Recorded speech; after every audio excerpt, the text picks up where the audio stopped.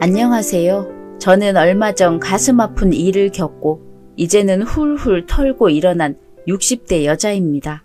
살면서 생일이 겹치는 사람을 만날 확률이 얼마나 될까요? 365일 중 하루뿐인 생일이 겹친다는 건 큰 인연이라는 뜻일 겁니다. 하지만 그것이 꼭 좋은 인연만은 아닐 거라는 걸 이제 저는 압니다. 남편을 일찍 여의고 난 뒤 혼자가 된 저는 아들과 단 둘이 살았습니다.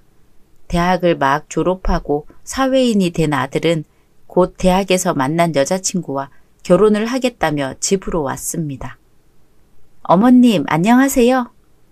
며느리가 처음 인사를 하러 왔을 때 저는 많이 놀랐습니다. 제 아들은 조용하고 무뚝뚝한 편입니다. 하지만 며느리는 아들과는 다른 느낌이었습니다. 옆에서 조곤조곤 이야기하기도 하고 TV에서 나오는 내용을 보고 어머 맞장구를 치기도 하면서 서로 대화를 하는 모습을 보니 무뚝뚝한 아들이 마음이 편한 듯 보였고 둘이 잘 어울려 흐뭇했습니다. 그렇게 결혼 준비를 하던 와중 우연히 저는 한 가지 사실을 알게 되었습니다. 맞다. 엄마 곧 생일이죠. 이번에는 뭐 받고 싶은 거 있어요? 용돈으로 달라고만 하지 말고. 결혼 준비를 하던 도중 제 생일이 다가오자 아들이 물었습니다. 보통 이런 이야기를 옆에서 들으면 언제가 생일이에요? 곧 생일이신가요? 이런 반응이 나오는 게 정상입니다. 하지만 며느리는 잠깐 놀라더니 예상과는 다른 질문을 내놓았습니다. 어머님 혹시 이번 주 토요일이 생신이세요? 맞아. 왜 그러냐? 어머님, 저랑 생일이 똑같네요. 정말 신기하다. 저도 이번 주 토요일이 생일이에요. 저랑 생일 똑같은 사람 처음 봐요. 말 그대로 며느리의 생일과 제 생일이 똑같았습니다. 저도 놀라운 건 마찬가지였습니다. 하루 이틀 혹은 같은 달에 생일이 겹치는 사람은 본 적 있습니다만 설마 똑같은 날짜의 생일일 줄이야. 그것도 며느리로 들어오는 아이가 같은 생일이라고 하니 너무 신기했습니다. 나야 엄마랑 와이프랑 생일 따로 외울 필요 없어서 좋지. 아들은 철없이 허허실실 웃기만 했습니다. 사실 저는 불안한 감이 없지는 않았습니다. 어찌 되었든 생일이잖아요. 1년에 단 하루 있는 특별한 날, 다른 사람들도 아니고 그런 날이 시어머니와 겹친다고 생각하면 그리 좋지만은 않을 것 같았습니다. 크리스마스나 어린이날 등 다른 날과 겹쳐도 기분이 좋지 못한데 하필이면 시어머니 생일이라뇨. 저는 조금 찜찜했습니다. 며느리가 기분 나빠하지 않을까 하는 불안감이 있었죠. 하지만 처음 이 사실을 알게 되었을 때 며느리는 아무렇지 않게 웃었습니다. 앞으로는 어머님 생일도 확실하게 챙겨드릴게요. 이번에는 생일이 얼마 안 남아서 챙겨드리기 힘들었는데 다음 생일은 확실히 챙겨드릴 수 있겠네요. 제 생일날이니 절대로 잊어버릴 리가 없으니까요. 자기 생일이니 챙겨달라는 것이 아닌 제 생일을 확실히 챙겨주겠다는 그 말 한마디에 저의 마음이 사르르 녹는 기분이 들었습니다. 아이들의 결혼 준비는 비교적 순탄하게 진행된 편이었습니다. 저에게 남편이 없다는 사실이 아들 결혼에 큰 흠이 될지도 몰랐으나 사돈 내외는 그것에 큰 신경을 쓰지 않았습니다. 사람 죽고 사는 게 뭐 우리 뜻인가요? 다 하늘의 뜻인걸요. 거기다 아들도 이렇게 잘 키우셨는데 혼자 되신 게 쓸쓸하면 쓸쓸했지. 아이들 생활에 문제될 게 뭐 있나요? 우리 딸과 생일이 같으신 것도 인연 아닙니까? 이렇게 가족이 된 것도 인연인데 가깝게 지냅시다. 혼자 외롭게 지내지 마시고요. 사돈 부부는 정말 친절하게 저를 대해 주었습니다. 특히 안사돈이 그랬습니다. 새 친구를 만나 기분이 좋다고 하면서 상견례 이후 자주 저에게 연락해 쇼핑이나 산책 등을 하자고 권유해 주었습니다. 혼자가 되어 취미조차도 제대로 즐기지 못하던 저에게는 이런 새 친구의 권유가 그저 즐겁기만 했습니다. 결혼식 당일에도 양가 혼주석을 합쳐 제가 외롭지 않게 배려해준 사돈댁에 결혼식도 무사히 마칠 수 있었습니다. 결혼식 이후 아이들은 분가해서 넓은 집에 저 혼자 남게 되었습니다. 하지만 저는 더 이상 외롭지 않았습니다. 안사돈 댁에 새로 생긴 취미를 즐기기도 했고 가끔 혼자 하천가도 걷고 도서관에서 하는 수업도 듣고 혼자 있는 시간을 만끽하는 법을 배웠습니다. 그리고 가끔 아들 내외도 집에 와 제가 잘 지내는지 확인해 주었습니다. 어머님, 식사는 하셨어요? 귀찮다고 빵만 드시지 마시고 제대로 밥 드세요. 며느리는 혼자서도 수시로 찾아와 저의 식사를 챙겼습니다. 특히 제가 브런치에 빠지고 난 뒤부터는 더더욱 자주 찾아와 같이 반찬을 만들기도 하고 아들까지 불러 저녁 식사를 하는 등 저를 챙겨주는 듯한 모습을 많이 보였습니다. 물론 저는 그것만으로도 감동이었습니다. 하지만 그 감동은 그리 오래가지 못했습니다. 아들이 결혼한 지 1년이 되었습니다. 그 말은 즉 저와 며느리의 생일이 다가온다는 이야기였습니다. 저는 첫 며느리의 생일을 맞이하며 무엇을 해주어야 할까 고민을 했습니다. 그동안 딸처럼 너무 잘해준 며느리의 결혼 후 첫 생일이었기에 특히 더 잘 챙겨주고 싶었습니다. 한참을 고민하던 저는 며느리의 선물로 현찰을 준비하기로 했습니다. 명품을 사준다거나 하는 방법을 생각하지 않은 건 아닙니다.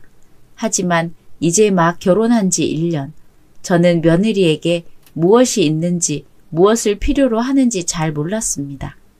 며느리의 취향도 고려해야 하는데 저는 그런 부분에서 무척 취약했습니다. 며느리가 좋아하지 않을 선물을 하느니 차라리 현금으로 주는 편이 더 좋을 것 같았습니다. 제가 생각한 금액은 500만 원이었습니다. 제 기준에서 그리 큰 돈은 아니었습니다만 이제 막 살림을 시작하는 아이들에게는 도움이 될 것 같았습니다. 어지간한 명품 가방 하나 정도는 살 수 있을 정도이니 충분하리라 생각했습니다. 그렇게 현찰을 뽑으러 가던 그날 안사돈이 저를 말렸습니다. 요즘 현찰 그렇게 두껍게 들고 다니면 얼마나 위험한데요. 5만 원권이 있다고 해도 장수로만 100장인데 어떻게 들고 다녀요. 그리고 요즘 노인네들이 그렇게 큰 돈 출금하려고 하면 보이스피싱 당한다고 생각해서 은행원들도 출금 안 해줘요. 일리가 있는 말이었습니다. 만약 은행에서 제가 보이스피싱 사기를 당하는 건 아닐까 의심하면서 아들 내외에게 연락하기라도 하면 서프라이즈 선물에 대한 의미가 퇴색되니 썩 좋은 방법은 아니었습니다. 두꺼운 현금 뭉치를 들고 다니는 건 저도 불안하기도 했고요. 하지만 계좌이체는 선물로서의 의미가 없을 것 같았습니다. 좀 더 깜짝 놀라게 해주고 싶었던 저는 한참을 더 고민하다가 한 가지 방법을 떠올리게 되었습니다. 바로 수표였습니다. 요즘에는 수표 자체를 많이 쓰지 않지만 어쨌든 수표도 현찰로서의 역할을 대신하는 것이니 선물을 할 수 있을 것 같았습니다. 현찰을 직접 뽑는 게 아니니 은행에서도 의심하지 않을 터 저는 오랜만에 좋은 아이디어를 낸 저의 머리를 칭찬하고 싶었습니다. 안사돈과 함께 은행을 방문해 수표를 준비하는 동안 며느리가 좋아해 줄까 참 많은 걱정을 했습니다. 안사돈은 그런 저의 걱정을 덜어주었습니다. 요즘 돈 안 좋아하는 사람이 어디 있겠어요. 게다가 내 딸이잖아요. 내 딸이 돈 싫어하는 거 본 적이 없어요. 그러니 걱정하지 말아요. 수표를 한 장 봉투에 넣으니 봉투가 참 얄팍하고 초라해 보였습니다. 하지만 이 안에 들어있는 금액은 이 은행 안에 있는 그 어떤 사람도 상상 못할 금액이었습니다. 집에 오는 그 짧은 길 위에서 가방 속에 수표가 잘 있는지 저는 몇 번이고 확인했습니다. 드디어 고대하던 생일 당일이 왔습니다. 저는 다시 한번 봉투 속 수표가 잘 있는지 확인하고 집을 나섰습니다. 그날은 아들이 레스토랑을 예약했다고 말해 주었기 때문에 그곳에서 다 같이 식사를 하기로 했습니다. 오랜만에 멋지게 빼입고 그럴듯한 레스토랑으로 들어갔습니다. 메뉴판을 보고 저는 깜짝 놀랐습니다. 아들이 너무 무리한 것 같았습니다. 에이, 엄마, 우리 집 두 숙녀분들 생일인데 이 정도는 내가 쓸 수 있어요. 아들의 너스레 떠는 말을 듣던 저는 순간 며느리의 표정이 확 굳는 걸 보았습니다. 방금 아들의 말 중 표정이 굳을 만한 이야기가 있었는지 몇 번이고 곱씹어 보았지만 아무리 생각해 봐도 며느리의 기분이 나빠질 만한 말이 아니었습니다. 적어도 저는 그렇게 생각했습니다. 다시 한번 며느리의 표정을 살펴보았지만 어느새 다시 웃고 있는 며느리였기에 저는 그저 제가 잘못 본 것이라 생각하기로 했습니다. 식사를 시작하며 천천히 대화를 하니 어느새 며느리의 표정은 잊혔습니다. 맛있는 음식과 좋은 술, 함께 하하호호 떠들며 웃는 시간을 보내는 동안 저는 슬슬 취기가 올라온다는 생각이 들어 술잔을 놓았습니다. 하지만 아들과 며느리는 술잔을 놓지 않고 몇 번 더 도수 높은 와인을 채웠습니다. 그런 두 사람을 보고 걱정이 되었던 저는 화제를 바꾸고자 제 가방에서 선물을 꺼내 들었습니다. 자, 새아가 생일 선물이다. 많은 걸 준비해주지는 못해 미안하구나. 조금 더 극적인 모습을 보기 위해 저는 일부러 의기소심한 척 제가 준비한 것이 별것 없는 척 며느리에게 얇은 봉투를 건넸습니다. 그때 저는 확실히 보았습니다. 술에 취해 채 숨기지 못하는 며느리의 구겨진 표정을 말입니다. 엄마, 뭐 저런 걸 준비했어요. 미안하게. 자, 이건 엄마 선물. 별건 없지만 받아주세요. 엄마 꽃 좋아하죠. 조금이지만 용돈도 넣었어요. 며느리의 표정을 알 리 없는 아들이 저에게도 선물을 건네었습니다. 제가 좋아하는 작은 분홍 장미 한 다발과 용돈으로 보이는 봉투 한 장을 받아든 저는 어색하게 미소를 지었지만 얼마 가지 못했습니다. 쾅! 큰 소리와 함께 저와 아들의 고개가 며느리 쪽으로 돌아갔습니다. 며느리가 술잔을 테이블 위에 거칠게 내려놓은 소리였습니다. 1년간의 결혼 생활 동안 단 한 번도 큰 소리를 낸 적 없는 며느리의 행동에 두 사람 모두 깜짝 놀랄 수밖에 없었습니다. 왜 내 생일인데 어머님한테 선물을 주는데? 혀가 살짝 꼬인 발음이었지만 며느리의 말은 똑똑히 전해졌습니다. 아들은 그에 당황하며 자기 아내를 말리려고 했지만 며느리는 입을 멈추지 않았습니다. 자기야, 정말 왜 그래? 자기 좀 많이 취했다. 일단 진정해봐. 응? 아니, 내 생일인데 왜 어머님을 챙기냐고. 상식적으로 나를 더 많이 챙겨야 하는 거 아니야? 그 꽃다발도 나 주려고 산 줄 알았더니 어머님 선물이었나 보네? 기대한 내가 등신이지. 아니, 당신 선물은 내가 아침에 미리 줬었잖아. 엄마도 생일인데 선물을 받아야 할 거 아니야. 아들이 최대한 달래보려 했지만 며느리는 요지부동이었습니다. 아니, 애초부터 들으려 하지 않는 것 같았습니다. 내가 당신 아내잖아. 그럼 당연히 나를 더 중요하게 생각하고 챙겨야지. 무조건 자기가 우선이어야 한다며 우기는 며느리 앞에서 아들도 저도 할 말을 잃었습니다. 며느리는 이제 완전히 술에 취한 건지 정신도 못 차리고 횡설수설 떠들어대고 있었습니다. 한참 동안 며느리의 말을 듣고 있던 저는 불현듯 머리가 멍해졌습니다. 내가 왜 이런 이야기를 듣고 있어야 할까? 며느리한테 이런 이야기를 들을 정도로 내가 무언가를 잘못한 걸까?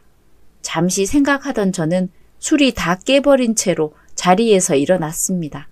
더 이상 그 자리에 앉아있는 게 아무 의미도 없다는 걸 깨달았기 때문입니다.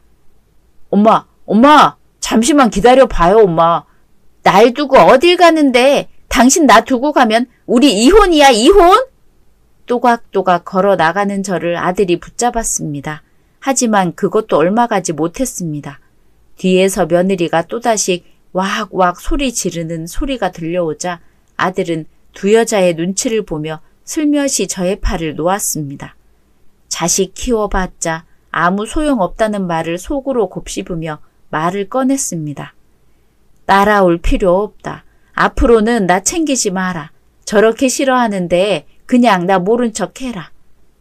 다시금 발걸음을 옮기는 저의 뒤를 아들은 따라오지 못했습니다. 택시를 타고 집으로 돌아온 저는 가방을 대충 거실 바닥에 던져두고 소파에 몸을 뉘었습니다.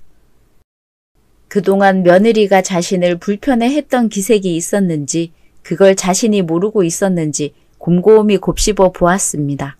아무리 기억을 뒤져보아도 며느리 불편하게 한 기억은 없는데 어째서 저런 반응을 하는 건지 불편했다면 진작 이야기해 줬으면 하는데 왜 이제 와서야 저런 반응을 한 건지 한참을 고민했습니다. 멍하니 벽만 보고 있던 저의 눈에 문득 방금 던져두었던 가방이 들어왔습니다. 흰 봉투와 작은 꽃다발 하나, 가방에서 튀어나와 바닥을 구르고 있었습니다. 몸을 일으킨 저는 바닥에 앉아 주섬주섬 소지품을 주워 담아 정리하고 봉투와 꽃다발만 손에 들고 소파로 돌아왔습니다. 손으로 매만져본 봉투 안에는 확실히 지폐 몇 장이 잡혔습니다. 조심스럽게 안을 열어본 저는 작게 피식 웃었습니다. 10,000원짜리 10장. 아들이 회사를 다니고 난 뒤부터 주던 그 금액 그대로였습니다. 물론 저는 비교할 생각이 아니었습니다. 자식에게 주는 것과 자식에게 받는 것, 그 차이는 어쩔 수 없는 법입니다. 하지만 그럼에도 불구하고 마음이 좋지 않았습니다. 자신은 좋은 마음으로 며느리를 축하하고자 500만 원을 주겠거니 했을 뿐인데 고작 10만 원과 꽃다발 하나 받고 그런 모욕을 당했다는 게 참 우스웠습니다. 10장의 지폐를 다시 봉투에 조심히 넣어두고 저는 자리에서 일어났습니다. 어찌 되었든 꽃다발은 죄가 없으니 이대로 버려두는 것은 미안한 일입니다. 비어있던 꽃병이 있었는지 곰곰이 생각하며 창고를 뒤지던 저의 귀에 전화벨 소리가 들렸습니다. 아들이었습니다. 핸드폰 화면을 보던 저는 울리는 벨소리를 무시하고 꽃병에 먼지를 씻고 물을 채워 장미 포장을 벗긴 뒤 꽃병에 조심히 꽂았습니다. 하얀 꽃병과 분홍색 장미는 너무 잘 어울렸습니다. 아들은 쉼없이 전화를 걸었습니다. 전화벨 소리가 3번 정도 더 울렸을 때 저는 그제야 전화를 받았습니다. 엄마, 내가 정말 미안해요. 봉투 이제 확인했어요. 500만 원짜리 수표라니 너무 많잖아요. 나는 얼마 못 해줬는데. 미안하다며 말하는 아들의 뒤로 무어라 구시렁대는 며느리의 목소리가 들려왔습니다. 미안하다 말해야 하는 사람이 전혀 미안해 보이지 않습니다. 사과를 하는 아들의 목소리에 한숨을 쉰 저는 입을 열었습니다. 사과할 필요 없다. 나는 내가 하고 싶어서 했을 뿐이야. 그냥 며느리 생일이니 축하하고 싶어서 그냥 며느리가 좋아서 그랬을 뿐인데 꽃 하나 받았다고 그리 욕을 먹을 줄 알았다면 아무것도 하지 않을 걸 그랬다. 앞으로는 그냥 각자 알아서 챙기자. 너는 네 가족 챙겨라. 나는 나 스스로 알아서 챙길 테니까. 아들이 제 답을 하지 않았지만 저는 더 이상 듣고 싶지 않았습니다. 아들의 말보다는 그 뒤에서 구시렁거리는 며느리의 말이 더 크게 들렸습니다. 그대로 핸드폰을 던져두고 저는 장미를 둘 곳을 고민하기 시작했습니다. 최악의 생일은 그렇게 끝이 났습니다. 한동안 아들의 연락은 없었습니다. 저는 차라리 잘 되었다 생각했습니다. 잘못하지도 않은 아들의 사과를 듣느니 차라리 연락하지 않는 편이 더 나을 것 같았습니다. 그렇게 그들에게도 자신들에게도 평화로운 나날일 줄만 알았습니다. 엄마! 엄마! 한밤중에 잘 자고 있던 저는 저를 부르는 목소리에 잠에서 깨어 현관으로 다가갔습니다. 분명 제 아들의 목소리인데 술에 잔뜩 취해 꽐라가 된 발음으로 더듬더듬 문을 두드리는 그 소리가 조금 무섭게 느껴졌습니다. 저는 잠시 숨을 골라내쉬고는 현관 문을 열었습니다. 문이 열리자마자 아들이 쏟아지듯 넘어져 신발장 바닥에 들어 누웠습니다. 화들짝 놀란 저는 아들을 부축해 거실로 끌고 들어왔습니다. 자신의 몸이 바닥에 질질 끌리고 있었지만 얼마나 취한 건지 아들은 아랑곳하지 않고 그저 무어라 웅얼거리고만 있었습니다. 저는 평소 절제를 잘하는 아들이 이렇게 취한 모습을 보이는 걸 처음 보았습니다. 그렇기에 더더욱 놀랐습니다. 무슨 일이 있었길래 이렇게나 취한 걸까? 찬물을 아들의 손에 쥐어주며 저는 아들의 술이 깨기만을 기다렸습니다. 잠시 기다리니 아들이 술이 좀 깬 건지 몸을 일으켜 소파에 등을 기대어 앉았습니다. 한참을 고개만 푹 수그리고 있던 아들이 고개를 들어 저를 보았습니다. 걱정 어린 표정으로 자기를 보던 저와 눈이 마주친 아들의 두 눈에 점점 눈물이 고여 들었습니다. 엄마, 나 이혼해야 할까 봐요. 아들이 내뱉은 말은 충격적이었습니다. 물론 며느리의 무례한 행동을 보긴 했지만 설마 아들이 그 정도로 이혼이라는 말을 내뱉을 거라는 생각은 못했습니다. 단순히 저와의 문제였고 아들과 며느리 사이에는 아무런 문제도 없어 보였기 때문입니다. 엉엉 울면서 말을 내뱉던 아들은 그동안 있었던 일에 대해 설명하기 시작했습니다. 그날 최악의 생일이었던 그날 아들과 며느리는 집에 도착해 크게 싸웠다고 합니다. 그때는 이미 제가 준 봉투를 두 사람이 확인한 뒤였고 아들은 제가 준비한 선물을 보고는 크게 화를 냈다고 합니다. 엄마가 기껏 당신 축하해준다고 선물도 이렇게 크게 준비했는데 당신은 우리 엄마한테 사과할 생각이 정말 없는 거야? 그냥 술에 취해서 그랬다. 죄송하다 한마디 하는 게 그렇게 어려워? 내가 왜 그래야 하는데? 500만 원 그게 뭐? 부모가 자식한테 뭔가 해주는 건 당연한 거야. 낳았으니까 당연히 해줘야 하는 거. 나도 며느리고 당신이랑 결혼까지 해준 사람인데 이 정도는 당연히 받아야 하는 거 아니야? 오히려 고작 500만 원 줘놓고 생색이나 부리시는 거 그게 더 웃긴 거 아니니? 결단코 저는 생색을 부린 적이 없습니다. 아들도 그 사실을 알고 있었습니다. 며느리의 말을 듣고 있는데 아들은 그 순간 할 말이 없다는 걸 몸으로 느꼈다고 합니다. 마치 제가 아들과 며느리에게 그동안 해주었던 호의들이 당연히 본인들이 받아야 하는 것이라고 말하는 그 모양새에서 이기심과 개인주의적인 며느리의 진짜 면모가 드러나 버린 것입니다. 당신은 나만 신경 쓰라고 당신 부모가 해주는 거 그런 거에 감사함 같은 느낄 필요 없는 감정 괜히 느껴서 나랑 이혼하기 싫으면 말이야. 마치 광기와도 같은 그 말에 아들은 한참을 고민했다고 합니다. 남들에게는 말하기 힘든 아니 말해도 믿어주지 않을 고민에 혼자 끙끙 앓고만 있던 아들은 결국 오늘 폭발해 술을 마시고 집으로 온 것이었습니다. 아들은 울면서 계속 이야기했습니다. 결혼 전에는 이런 모습을 몰랐다고, 속았다고, 미칠 것 같다고. 하염없이 울면서 소리치는 아들에게 저는 아무 말도 해줄 수 없었습니다. 이미 다 큰 자식이 이혼하고 싶다 하는데 부모가 무엇을 말할 수 있을까요? 그저 아들의 등을 토닥여주면서 아들이 정신을 차리기만을 기다릴 뿐이었습니다. 다음 날 아들은 정신이 들었는지 저에게 미안하다 한마디를 남기고 자신의 집으로 돌아갔습니다. 과연 본인이 전날 무슨 말을 했는지 기억은 하고 있을지 저는 걱정했습니다. 하지만 아들은 자신이 무슨 말을 했는지 분명하게 기억하고 있던 모양입니다. 며칠 뒤에 아들은 제 집으로 왔습니다. 아니 돌아왔다는 표현이 맞을 겁니다. 캐리어에 짐을 바리바리 싸들고 온 아들은 머쓱하니 저에게 인사했습니다. 아들의 얼굴을 잠시 마주보던 저도 그저 아들의 캐리어를 대신 들어주며 인사를 대신 했습니다. 아들은 이혼하겠다고 마음을 먹고 제대로 이혼 준비를 시작했습니다. 물론 쉬운 일은 아니었습니다. 며느리는 자신이 왜 이혼당해야 하는 건지 납득하지 못했습니다. 하긴 그걸 알고 있었다면 그런 태도를 보이지도 않았을 겁니다.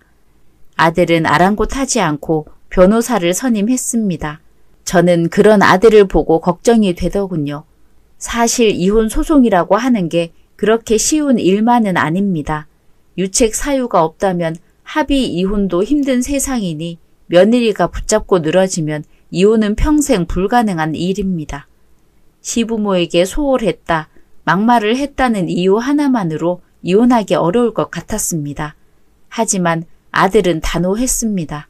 며느리에게 유책 사유가 있다는 것처럼 아주 자신만만하게 소송을 진행했죠. 아들이 왜 이리 당당했던 건지 저는 소송 당일 알게 되었습니다. 아들은 이혼 증거로 여러 가지 내용 증명을 제출했습니다. 그 중에서 가장 눈에 띄었던 건 며느리가 사치한 내용입니다. 생활비 지출은 일절하지 않고 자신이 버는 돈 전부를 개인 지출로 사용한 내역, 그리고 아들이 넣어둔 생활비까지 간간히 개인 용도로 사용한 것까지 아들은 전부 증거로 가지고 있었습니다. 어떻게 가지고 있던 건지 며느리가 버렸다고 생각하던 영수증까지도 잘 펴서 모아두었습니다. 며느리는 법원에서 그 증거들이 죄다 쏟아져 나오니 무척 당황한 것처럼 보였습니다. 제가 줬던 500만 원도 카드값으로 한순간에 다 날아간 것처럼 보였습니다. 이혼 소송은 꽤나 복잡했지만 그래도 성공할 수 있었습니다. 며느리는 판이 자신에게 불리하게 돌아간다는 사실을 알게 된 건지 급기야 이혼 신고일에 출석하지 않는 치졸한 방법까지 사용했습니다. 첫 신고일에도 그 다음 신고일에도 연락을 해도 받지 않고 심지어 친정 부모님에게도 알리지 않고 잠수를 타버리기까지 했습니다. 죄송합니다, 사돈. 이 녀석은 저희가 어떻게든 잡아오겠습니다. 사돈 부부가 저의 앞에서 고개 숙여 사과하긴 했지만 사실 연락도 없이 잠수 탄 자식을 찾는 게 쉬운 일은 아닙니다. 아무리 수소문해 봐도 찾을 수 없는 그녀의 행방에 결국 아들은 마지막 카드를 빼들었습니다. 공시송달, 상대방이 연락이 안 되는 상황에서는 공시송달로 이혼을 할 수 있다고 했습니다. 그 즉시 아들은 변호사의 힘을 빌려 공시송달을 진행했고 결국 며느리 없이도 이혼은 진행되었습니다. 길고 길었던 아들의 이혼은 그렇게 마무리될 수 있었습니다. 그걸로 끝인 줄만 알았습니다. 어머님, 잘못했어요. 제가 정말 잘못했어요. 잠수를 탔던 며느리가 돌아왔습니다. 어디에서 뭘 하다 온 건지 누덕한 꼴로 저의 집 앞에 찾아와 무릎 꿇고 비는 며느리의 모습은 뻔뻔했던 모습과는 완전히 달랐습니다. 계속 잘못했다며 시멘트 바닥에 머리를 박고 있는 며느리를 가만히 내려다보던 저는 아무런 미련도 느껴지지 않았습니다. 순간 저는 궁금해졌습니다. 어째서 자신의 집으로 찾아온 걸까? 의문을 느끼던 저에게 며느리는 자초지종을 설명하며 울었습니다. 부모님이 저를 버렸어요. 아무도 저를 받아주지 않아요. 제발 어머님이 저 좀 받아주세요. 어머님하고 저 생일도 같잖아요. 피식 웃음이 나더군요. 그 생일이 같다는 것 때문에 이 사달을 낸 장본인이 누군데. 참 끝까지 뻔뻔하더라고요. 잠수를 탄 며느리는 한동안 친구 집을 전전하면서 저와 아들의 험담을 했다고 합니다. 하지만 부모에 대한 감사를 모르는 자신의 친구를 오래 머물게 해주는 친구가 있을 리 만무했습니다.